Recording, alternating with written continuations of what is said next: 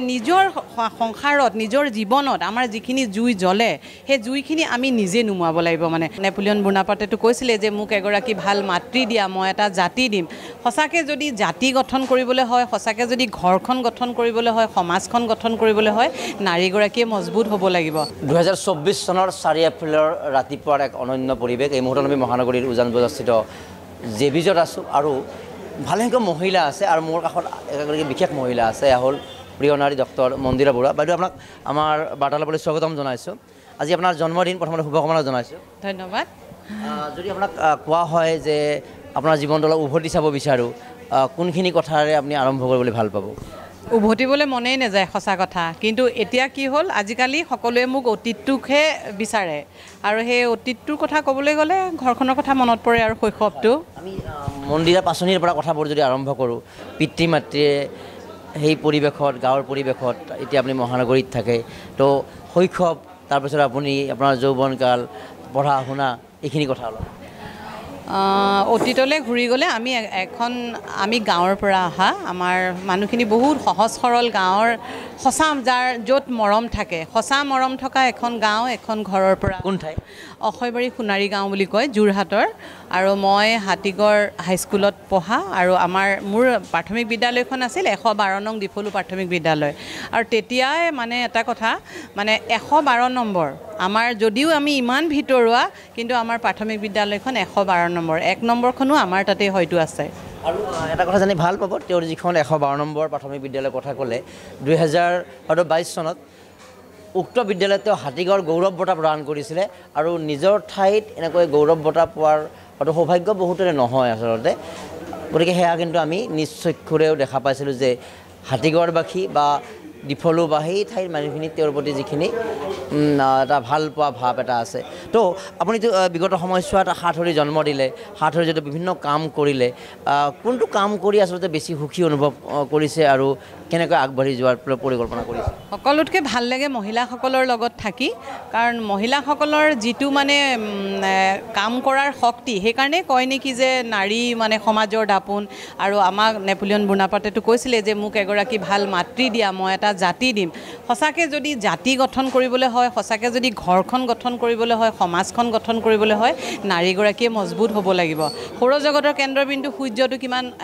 নিজৰ জেগাত সদায় থাকে কাৰণে গ্ৰহ নক্ষত্ৰ ধুনীয়াকৈ চলি থাকে কোনোদিন যাৰ ব্যতিক্ৰম নহয় আমাৰ নাৰীগৰাকীও যদি নিজৰ কক্ষপথত ঠিকে থাকে ঘৰখনৰ ল'ৰা ছোৱালী সকলো ঠিকে থাকিব সেইকাৰণে মানে যিমান পাৰোঁ আপ্ৰাণ চেষ্টা কৰোঁ মহিলাসকলক সুখী কৰিবৰ কাৰণে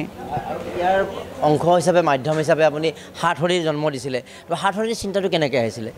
সাতসৰীৰ চিন্তাটো মানে তেতিয়া কি হৈছিলে নিজেও বৰ আৰ্থিক অৱস্থাত ভুগিছিলোঁ আৰু এটা দেখিছিলোঁ মোৰ যিগৰাকী জন্মদাত্ৰী আই সেই আইগৰাকী মই যিখিনি দেখিছিলোঁ আইগৰাকীয়ে কষ্ট কৰি যেনেকৈ আমাক ডাঙৰ কৰিছিলে গতিকে সেইটো মই মোৰ ক্ষেত্ৰত যেতিয়া পালোঁ আৰ্থিক অভাৱ আহিল এই আয়ে যিখিনি ব্যৱহাৰ কৰিছিল সমাজ মানে ঘৰখনত আৰ্থিক অৱস্থাৰ পৰা উদ্ধাৰ পাবৰ কাৰণে মই সেই পৰিকল্পনাবিলাককে আইকে অনুসৰণ কৰিছিলোঁ আপুনি মানুহৰ কাম কৰিছে মানুহ পাবলৈ প্ৰয়াস কৰিছে তো মানুহ সম্পৰ্কে কি উপলব্ধি কৰিছে কেনেকৈ মানুহ লাভ কৰিছে বা সেই মানুহৰ সংস্পৰ্শত কি অভিজ্ঞতা আপোনাৰ জীৱনত মানে সঞ্চয় হৈছে মানুহ হিচাপে কি ক'ম আৰু মানুহ হিচাপে মানে জীৱনটো আমাৰ একদম খন্তেকীয়া আৰু জীৱনটো মানে জীৱন মানেই কোনোবাই কোৱাৰ দৰে সংগ্ৰামেই গতিকে সংগ্ৰামেই জীৱন গতিকে সেই সংগ্ৰামটো লগত লৈ আগবাঢ়ি যোৱাটোৱে জীৱন এটা কথা এটা বাৰ্তা আমি দিব লাগিব যি কথা আমি আমাৰ দ্য বিউটিফুল ট্ৰেজেডি আমাৰ মন্দিৰা বৰুৱাৰ জীৱন ভিত্তিক যি উপন্যাস আমি লিখিছিলোঁ তাতো আমি দিবলৈ প্ৰয়াস কৰিছিলোঁ বা বহুত লেখকে বা নাটকৰ জৰিয়তে লিখিছে যে আপোনাৰ জীৱনটোৰ এটা কথাই আমাক উৎসাহিত কৰে যে বিউটিফুল ট্ৰেজেডি মানে আমাৰ বহুতে কি কৰে লগে লগে তেওঁ এই পৃথিৱীৰ পৰা বিদায় লোৱালৈকে আগস্থান দিয়ে আৰু তেনেকৈ আগবাঢ়ি যায় কিন্তু আপুনি যদিও বা এটা সুন্দৰ পৰিস্থিতিত পৰিৱেশত এতিয়া আছে কিন্তু এই পৰিৱেশটো অহাৰ আগন্তুক সময়খিনি যথেষ্ট সংগ্ৰামৰ আছিলে তো সেই সংগ্ৰামৰ সময়খিনিত যে আপুনি হাউলি নপৰা গছ হ'বলৈ কেনেকৈ প্ৰয়াস কৰিছিলে সেই বিপদৰ সময়খিনিত ধৈৰ্যখিনি কেনেকৈ ধৰা হৈছিলে কাৰণ আপোনাৰ জীৱনতো যদিও বা এতিয়া আপুনি বহু মানুহৰ সংস্পৰ্শত আছে এতিয়া আপোনাক সকলোৱে জানে বা এনেকুৱা শিক্ষা দীক্ষা বা সামাজিকভাৱে আগবাঢ়ি আছে কিন্তু ইমান সহজো নাছিলে আপোনাৰ জীৱনৰ কথাখিনি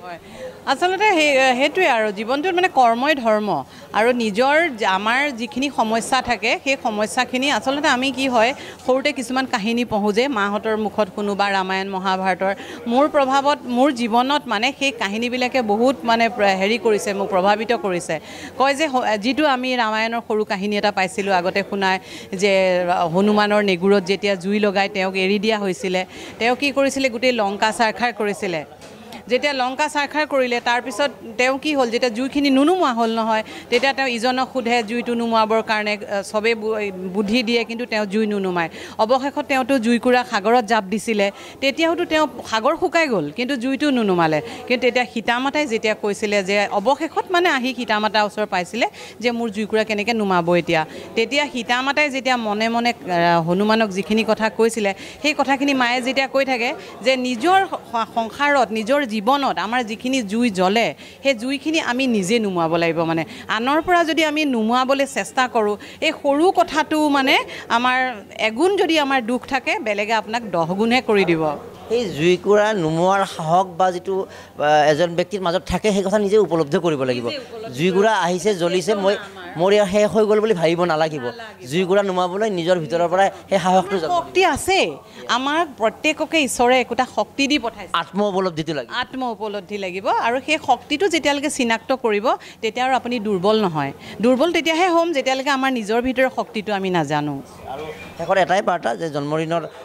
আজি যেতিয়া ইমান মানুহৰ দ্বাৰা মানে পৰিবেষ্টিত হৈ থাকে বহু মানুহে আপোনাৰ প্ৰশংসা কৰে কাম কৰি আছে সেই কথাটোৱে জীৱনৰ সাৰ্থকতা বুলি ক'ব অনুভৱ কৰা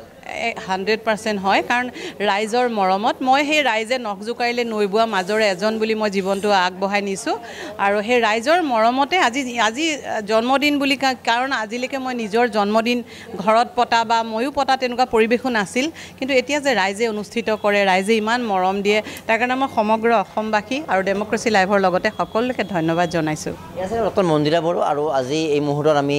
মহানগৰী উজান বজাৰ জেবিজৰ পৰা সেই বাৰ্তা এটা দিব খুজিছোঁ তেওঁৰ জীৱনটোৱে যিটো কথা কৈছে তেওঁৰ জীৱনৰ হয়তো যৌৱনৰ আৰম্ভণিৰ পৰাই বহু সংগ্ৰাম বহু তিক্ততাপূৰ্ণ কথাৰ মাজতো তেওঁ আগবাঢ়ি গৈছিলে আৰু সেইখিনি সময়তো যদি ৰামায়ণৰ কাহিনী ক'লে যে জুইকুৰা আমি নিজেই নুমাব লাগিব নুমাব পৰা অভিজ্ঞতা নুমাব পৰা সাহস নুমাব পৰা যিটো উপকৰণ আমাৰ মাজত আছে সেইটো উপলব্ধি কৰিব লাগিব আৰু সেই উপলব্ধিৰে আমি সাহসেৰে আগবাঢ়ি যাব লাগিব আৰু সেই সাহসৰে প্ৰতিকূল ডক্টৰ মন্দিৰা বড়োক পুনৰবাৰ আমি শুভেচ্ছা জ্ঞাপন কৰিছোঁ আৰু এই মুহূৰ্তত আমি দেখুৱাইছোঁ এটা যদি ভিজুৱেলটো ল'ব পাৰোঁ তেওঁক পৰিবেষ্টিত কৰা মানুহখিনি দেখুৱাইছোঁ এইদৰে আমি জেবিজত আজি ৰাতিপুৱা সুন্দৰ এটা কাৰ্যসূচী কৰিলে কাৰ্যসূচীৰ অন্তত এইদৰে জেবিজত অলপ খাদ্য গ্ৰহণত সকলোৱে ব্যস্ত হৈছে অৰ্থাৎ এই কথাই প্ৰমাণ কৰিছে যে মানুহ সামাজিক হোৱাৰ যিটো প্ৰয়াস আৰু সেই প্ৰয়াসটো একেদিনাই নহয় আৰু তাৰ বাবে বহুত ত্যাগ স্বীকাৰো কৰিব লাগে যি ত্যাগ মন্দিৰা বড়োৱে কৰিছে যাৰ বাবে বহু মানুহ তেওঁৰ কাষত আহিছে তাৰ বাবে বহু সময় ৰাইজক দিব লগা হৈছে আৰু সেই সময় দিয়াৰ যিটো প্ৰক্ৰিয়া সামাজিক হোৱাৰ যিটো আগ্ৰহ এই কথাটোৱে আচলতে এগৰাকী ব্যক্তিক অনুষ্ঠানত পৰিণত কৰে আৰু মানুহৰ মাজত বিশালতা প্ৰদান কৰে শুভেচ্ছা জ্ঞাপন কৰিছোঁ আৰু আমাৰ আজি বিশেষ সাক্ষাৎকাৰৰ পৰা মৰম কুমাৰে আকাশ দেৱৰ সৈতে বিদায় লৈছোঁ